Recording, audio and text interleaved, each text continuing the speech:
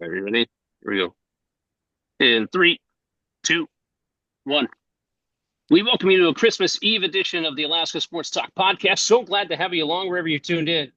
Just so you know, I'm at the South Pole location. Yeah, Keaton, Uh, you sound different. You don't sound like it's your normal self with the audio. Maybe that's why. oh Oh, yeah, look at oh that. oh. It That's might be the internet connection in Cabo. That could be it. that's I mean, that's rough. That's rough living my right there. friends. Yeah. Yeah. So I think we're opening a studio down here soon. Yeah, I don't know. I'm We'll see. game. I'm He's game. lucky we don't come off. Well, I mean, it's you guys could be down here too. I mean, if you Yeah. wanted, but There's I mean, 70. you're what's the temperature down there or up there today? It's Oh, about 6, 7 right now. it was Oh, it was negative 16 at my place yesterday, so awesome. It's always 86 today. it's always colder at Isaiah's. No, that is very true. That's true. You That live is on very that weird true. side of town. Yep. Like, In this it's polar just, vortex here. yeah. So, I'm sorry that you guys are, back up in Alaska. I'm down here in Cabo. I'm sorry, but not sorry. But, That's you know, sorry, but not sorry. through the power of technology, we're here doing another AST as we get ready to talk about high school basketball because there's a lot of high school basketball tournaments that have happened already across the state of Alaska. UAA men's and women's basketball, as well as they went into their holiday break before they get back into conference play at the start of the new year. A little bit of hockey too, high school hockey. On a little bit of a break now that we've entered into the Christmas break, but we'll kind of recap a little bit of that. But uh, guys, what's been happening in the world of high school basketball since I've been away? I know you've been paying attention, Brad, to a lot of the scores and games like that. Yeah, Isaiah and I got to go over to Grace in particular, and it was fun to watch Coal Valley, the team from Boise. Of course, Leif Carlberg, the coach, and used to play at Grace Christian, and he brought up a nice team. Although I think when you travel around the holidays and you're on that plane, and you know, I don't think they were sleeping in the gym, but they didn't look that energetic, especially as the tournament went on. But one kid, let's see, looking at sizes, they don't put him in there, but 6'7", and a nice player. And then Kevin Rima was the assistant coach. I think he played at Northwest Nazarene and also an Alaska product. So they were fun to watch. And then Grace Christian girls, MJ Vanderhorst, I think you might remember that name, Isaiah, especially. Yep. Tournament last year. She's a senior forward and 6'1". And then I would imagine her sister's a sophomore at 5'10". So that's a big team. Faith Salima plays. And I don't know, I've heard that name before. Salima. Oh yeah. AD over there at Grace, who does a great job. Tournament was well done, and usually you can say that about a lot of the tournaments. It takes a lot of volunteers and a big effort to make things happen. And I'd say hospitality at Grace, both in terms of being friendly and keeping everybody fed, that's exceptional. Grace goes 3-0. Braden Clarkson and Ashton, just a streak shooter on that part. He can make a bunch in a row, and then he might shoot an air ball, but overall he can light them up in a hurry. And then Bristol Tobin in Max Preps, they do Player of the Year for each state, and he's been given that tag, and he's definitely top 5. It's hard to pick a preseason Player of the Year. But Jason Beorger's doing a great job with that team. Of course, we had him on last week. I'm not saying that's the reason he's doing a great job. It's certainly part of it. It's definitely it's a contributing factor. I would definitely say that. It's a contributing factor. But I know you, Isaiah, you and I both saw the game between Cole Christian and Grace, and you can imagine how bad Life Carlberg might have wanted to win that game, and Jason, and really, Grace controlled most of the game, but They I did. think toward the end they thought there was a 5-second shot clock, and they took 3 in 10 seconds, and with 9.6 to go, they were up 5 with the ball on the baseline, Yeah. and Cole Christian stole the ball, hit a 3. Now it's a 2-point game with, I don't know, about 3, and then they stole it again, Yeah. and shooting a 3 at the buzzer, which would have won the game. Yeah. So It was pretty wild. I saw one of the coaching staff afterwards, and they're like, "That was not the play we drew up. That was not the play we drew up, Isaiah." I'm like, well, I said, I'm glad that wasn't, because it did not work. that did not go how I would imagine you wanted it to. yeah, They would have definitely stolen that game, because Grace did control that game pretty much the entire game. Sometimes there's that question whether you put a player on the ball or whether you double team somebody, or whether you have a safety. Well, they put the big, 6'7" guy on the ball. When he tipped it, it was kind of up for grabs. So that's certainly a vote for playing things that way, and it almost did the trick for him.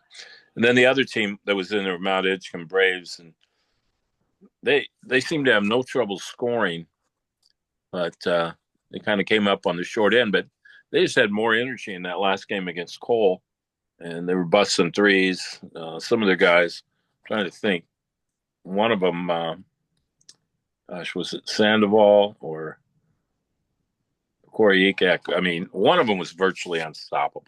He was unguardable, and they hit threes, they hit free throws, and I just think, Cole Christian, they were missing Boise or Meridian, Idaho, so they didn't bring the same energy. They really expended it the day before and throughout the tournament.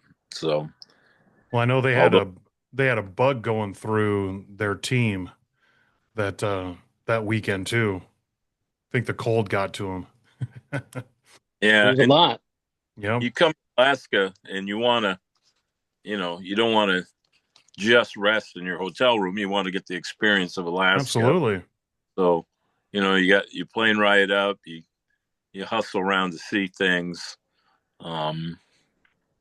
Life Carlberg has his family up here. I don't know.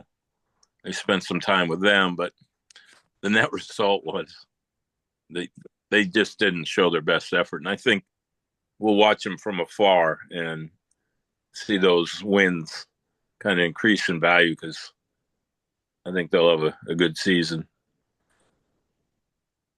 Yeah, I would agree with that. So no, I would agree. I mean, obviously, Grace Christian, a team to keep your eye on for sure. I mean, yesterday, they beat Betty Davis East Anchorage. I mean, 65-58. So, Yep. They're an impressive team, and I know, Brad, that you saw Diamond and Palmer yesterday as well, and Diamond with a victory over the Palmer Moose, big victory, 68-33, and those are two of the teams that certainly come a couple of months from now into February, beginning of March. I'm sure that we're going to be talking about not just on the podcast, but in terms of looking at postseason play as well. So. Grace Christian tournament. Oh, go ahead, Brian.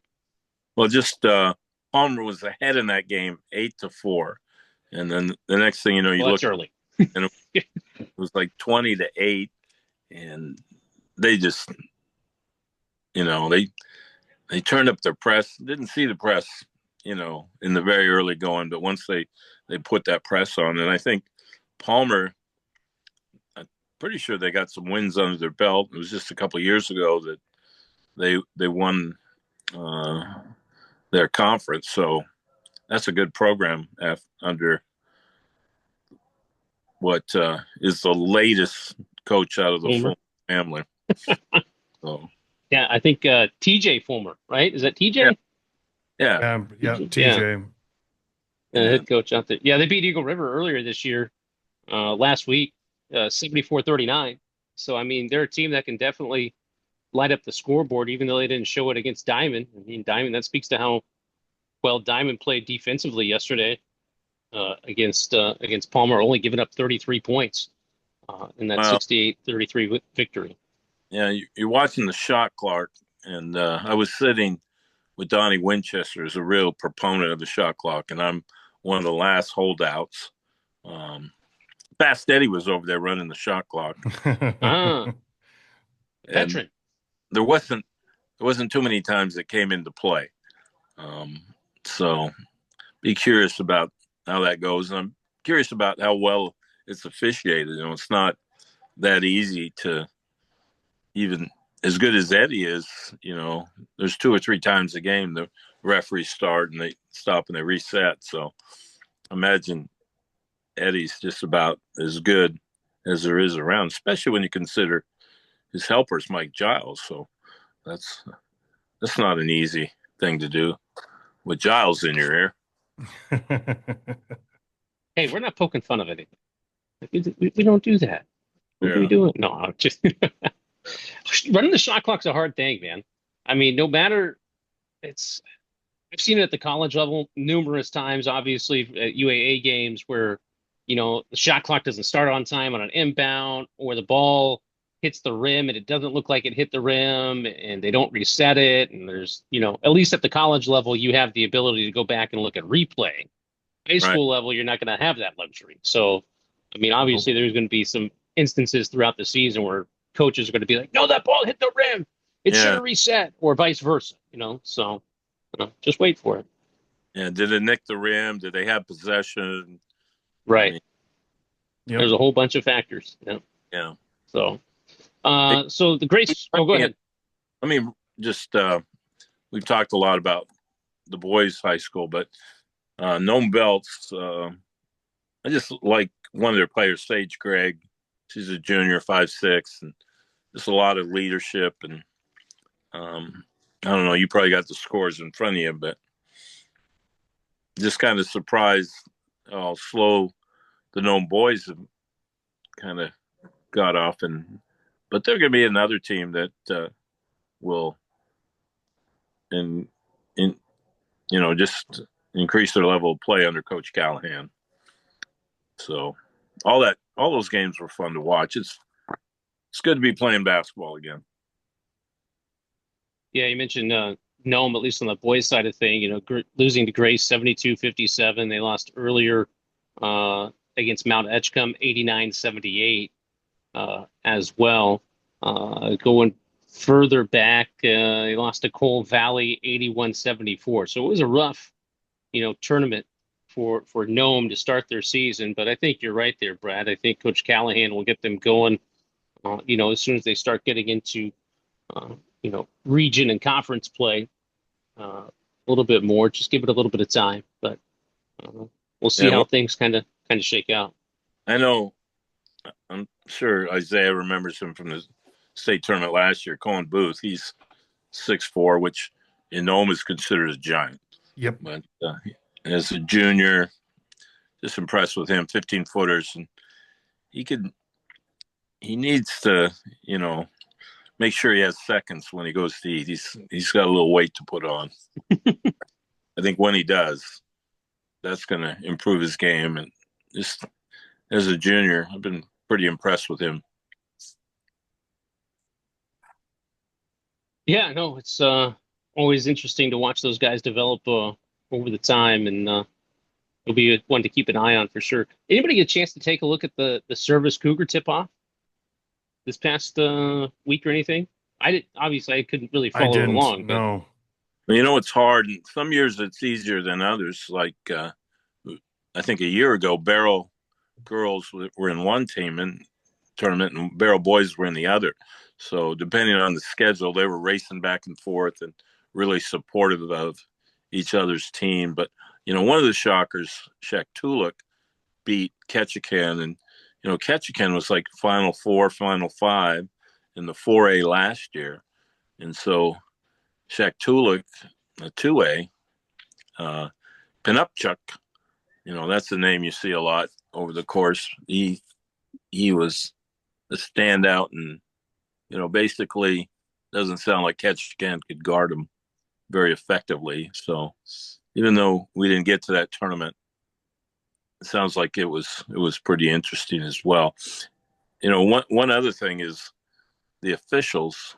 With that tournaments like that, you see a lot of officials that don't necessarily get to do varsity games, and you could imagine, as the year goes on, there's going to be a lot of quality officials doing JV games, and I think they're developing a good pool. And that's always a concern, Isaiah. Yeah, definitely. Brian Hoskins always scrambling to, get more officials in the pool. Well, I mean, that's been the struggle over the last couple of years to find officials across the board, and that's why so many times you're playing weird games I say weird games at weird times throughout the course of the season. There's always late adjustments because officials drop out or can't make it or something of that nature. So if you're interested in officiating, I know a guy you should contact him. We can pass forth that information if you want to be an official. I'll say something else about the officials. I like to speak well of them. But even some of the less experienced officials, I think having the opportunity to coach in important tournament games, you just see how concentrated they were, how hard they worked, great mechanics, hustling up and down the court. Now, obviously, every official, basketball is tough to call. I mean, I umpire baseball, and I think baseball is pretty straightforward compared to, basketball. You got so many decisions to make in basketball. But I think the officials were very focused, and I just think they worked hard. And if they do that all year, again, just like some of the teams we talked about, they're just going to continue to get better and better. Yeah, wholeheartedly agree. So we'll keep an eye out for our officiating buddies, and then we'll also, we won't harp on them too much throughout the course of the season, especially when there's shot clock issues. We'll help them as much as we can. We'll help from the sideline. There you go. So high school basketball, obviously a full go right now. A lot of tournaments happening. I think there's another big tournament coming up where there's some Anchorage teams playing them, a whole bunch of out-of-state teams. It looked like when I was looking at the schedule. I can't really pull it up on my phone right now. I don't have the abilities to open multiple windows here. But Isaiah, do you have that tournament? I by don't. Chance? I don't have any of the tournament. Well, I do know that the Ketchikan tournament, the Clark Cochran Classic in Ketchikan, that's usually played right after Christmas, and same with the Capital City Classic in Juneau. So I know they have sometimes had out-of-state teams just because, well, sometimes it's a lot cheaper, especially in Ketchikan, to fly from Seattle and the West Coast up to Ketchikan than place other places like a Barrow coming down. So I have not seen what that is yet, but my guess is it looks like Petersburg, Cake, and Monroe for the boys and Juneau are in that tournament. Just looking at kind of the schedule that I'm seeing on Juneau's page, basically. So that looks like the 4 teams. So it looks like they're doing a round robin instead of a bracket. Well, I know Diamond's going to that tournament. They won it a few years ago. Coach Perez has a lot of connections down there. I think they actually make money going down there. I don't know how. And then, we had the Doc Larson, which featured, I think, a 4-team tournament on both the boys and the girls side. So I don't know, Keaton, if you have some of those results in front of you. I don't off the top of my feed here, but so many tournaments to keep up with. There are a lot. I mean, this time of the year. I mean, obviously the one that's on a lot of people's radar coming up is the Alaska Airlines Classic, which is coming up here in 3 weeks now, or so. Middle of January into January. So I know there's another one that's going to be on a lot of people's radar, and always a great tournament hosted by West Anchorage High School. So there's so many things that are going on. Go to ASAA365.com and get caught up on all the scores and all the highlights of those games and things like that. Get recaps as well. a little heads up on what's coming up as you highlight your calendar. The Alaska Prep Shootout, hosted by Dimond, is the first tournament coming back from the break, and then the Classic over at West will be the following week. It's always around Martin Luther King, which it's got to be good for teams traveling because that's one less day. They can sell it to their administration. It's one less day out of school. And then there's the South tournament, which is a little newer on the scene, but Nome won that last year.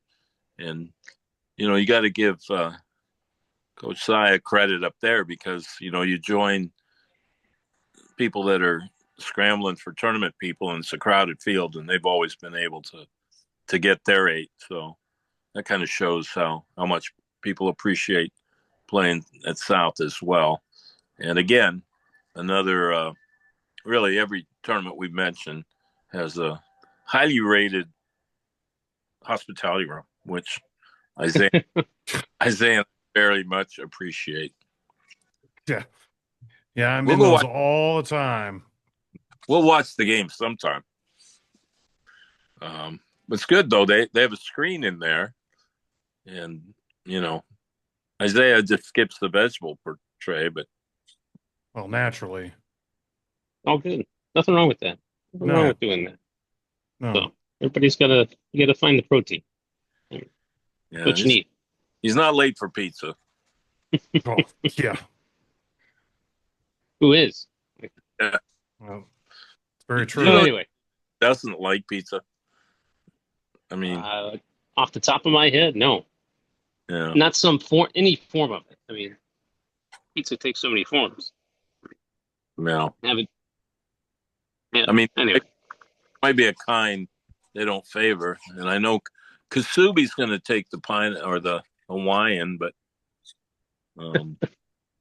there's a lot of good pizzas.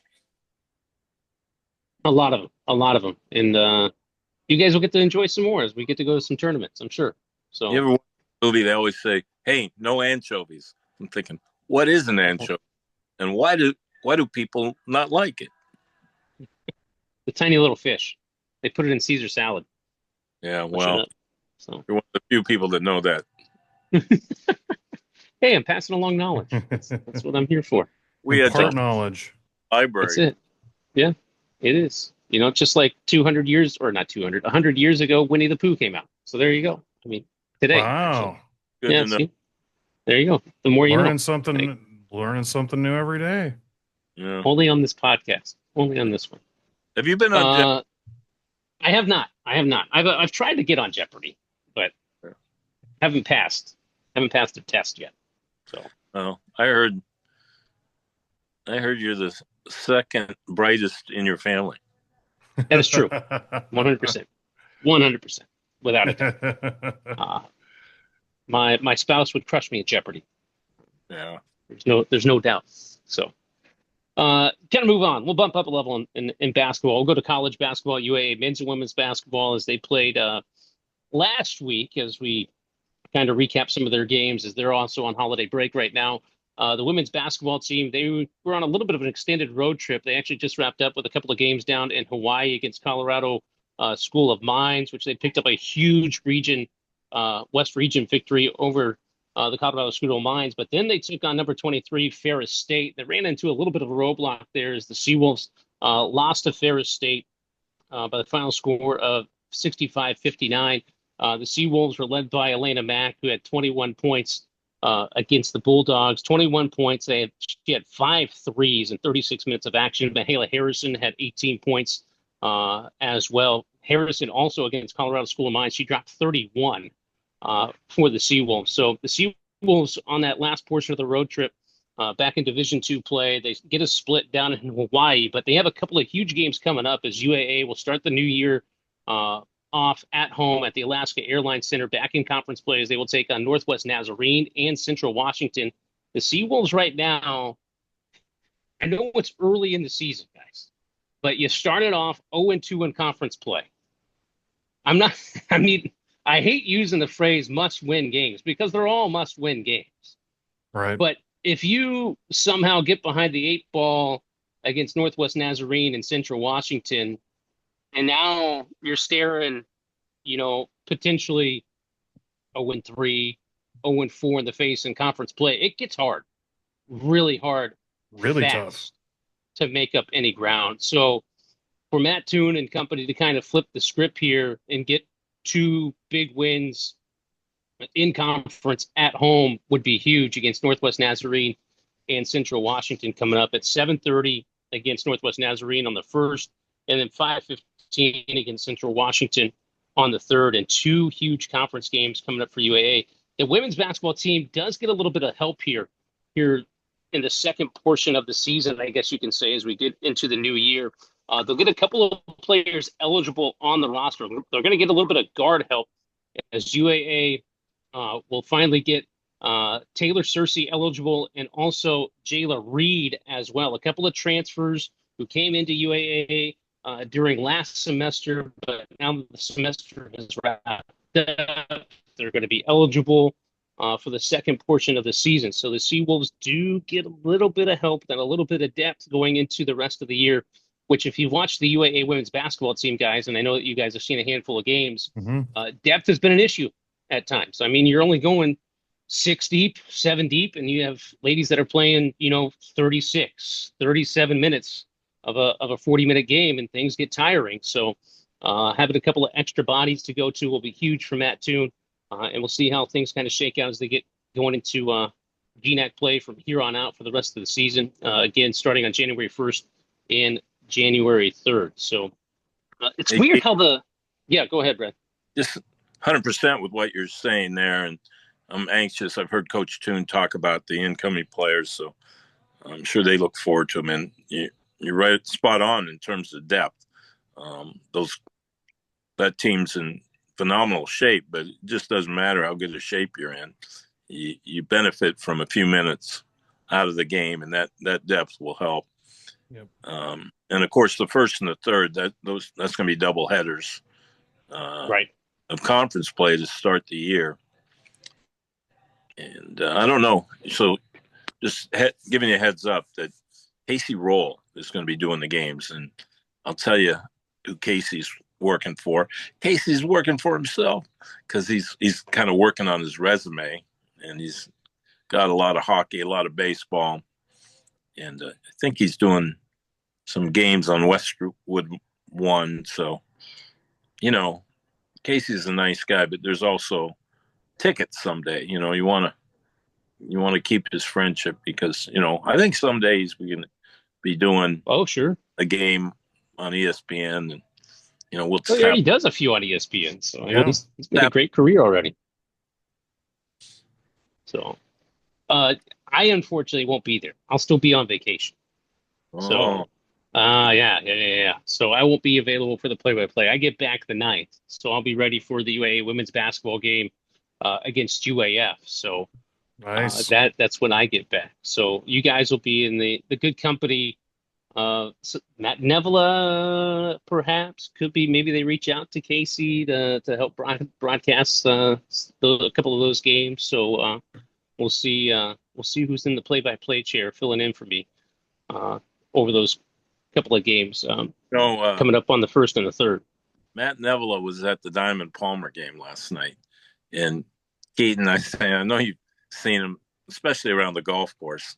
He, I don't know, he's very creative in how he dresses. And yes. He's Don Cherry.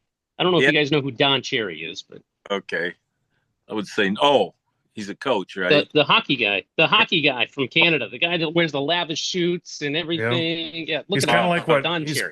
He's kind of like what Craig from NBA always did. Always dressed in Craig Sager? Sager. There we go. Craig Sager. How about Stockhausen at Ketchikan? He can light it up with that gold. That's true. So the suit those choices are bold. They're bold choices. Here's Neville's outfit, though. And I don't know how you do it, but he's got like the Christmas lights. It's like a necklace. So he's got the normal, bizarre outfit, but then I don't know where you get Christmas lights. I don't know how they work. Apparently they don't burn, but I don't know. Just when you think he's found the limit, he pushes it a little further. My brother No, I actually always has give credit to a him. necklace like that. It lights up and it's Christmas lights. Again, bold choice. Full choice. Yeah. Hey, to each their own. Everybody wants to be a little colorful, wear some lights. Sure. At least it's not candles. You're not wearing candles. It's not an Burning- open burning flame. Yeah, yourself. that Yeah, is that's a positive bonus. aspect on that. I will Yeah, say yeah. I bought my first ugly Christmas sweater for Was it a Christmas this year. Seahawks sweater? No. Oh, It was, or it is, I should say. And I busted it out during the Wolverines Christmas party. Got a lot of compliments. And then some of the younger staff didn't understand what it was. And I'll be honest, I admonished them for it. That was unacceptable. But it was the Nakatomi Christmas party, oh my gosh. 1988. Big Nakatomi Nice. Tower on Die it. Hard. Yeah, Yes. Die Hard, because Die Hard is a Christmas movie. And yeah, some of the younger staff went, what is that? I'm like, oh my gosh, I can't do this. You say you bought your first ugly Christmas sweater. Well, Keaton and I will be the judge of that. I mean, Yes.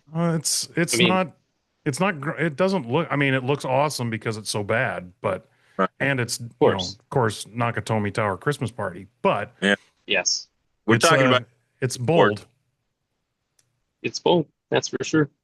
It's very bold. Anyway, keep it moving. We'll keep it moving here. We'll go to men's basketball. UAA men's basketball. They're also on break now as of this past week after UAA wrapped up their non-conference slate against West Coast Baptist University in an easy win. Let's be honest for the UAA men's basketball team as they won 113-52 to finish the non-conference slate, and they'll get back into conference play again on January 1st and also January 3rd. They'll take on Simon Fraser in Western Washington on the 1st and the 3rd. So a couple of big conference games. UAA is 1-1 in conference play after they picked up some early December wins against, they won against St. Martin's, but then lost against St. Martin's and then won against Western Oregon on that road trip a couple of weeks ago. So 1-1 in conference play, trying to keep their home record of, winning alive this season. So Seawolves will get back into conference play on the 1st and the 3rd as well. Also want to make note of this. I don't know if you guys noticed this or got an email about this, but the Seawolves are bringing back the Hall of Fame nominations. They're actually going to have the Seawolf Hall of Fame returning back in 2027. So they're actually accepting nominations right now for previous Seawolf athletes, supporters, coaches, or anything like that. It kind of went on hiatus right around 2017, 2018, and now they're bringing it back. So I know if you go down to the Alaska Airlines Center, they have the huge wall of everybody who's been inducted into the Seawolf Hall of Fame. A chance for fans to give some nominations to the Seawolf Hall of Fame, which is returning in a couple of years in 2027. So I want to make note of that. So yeah, that's great. I think with the previous administration, who hadn't been around for a while in terms of seeing who some of these nominees are and that kind of thing, it's great to see them come back. And I think booster clubs and end of the season banquets, and there's areas where UA improved, maybe social media and things like that. But to see Hall of Fame, like you mentioned, the booster clubs being appreciated and more active, that certainly means good things for UAA.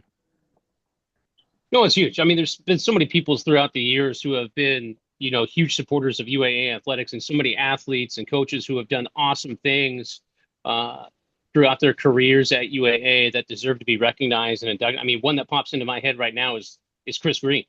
I mean, just off the top of my head, UAA volleyball former coach and everything that he's done there. He's certainly, I'm sure, a guy that's going to get a lot of nominations, along with a host of other athletes and coaches that have played throughout the years at UAA. So it's going to be huge to have those. I'll give you another name. That's Butch Lincoln. I mean, he's had a great career. First Alaska native to play at UAA. He's a top businessman. I don't know how else you could describe him in the state of Alaska.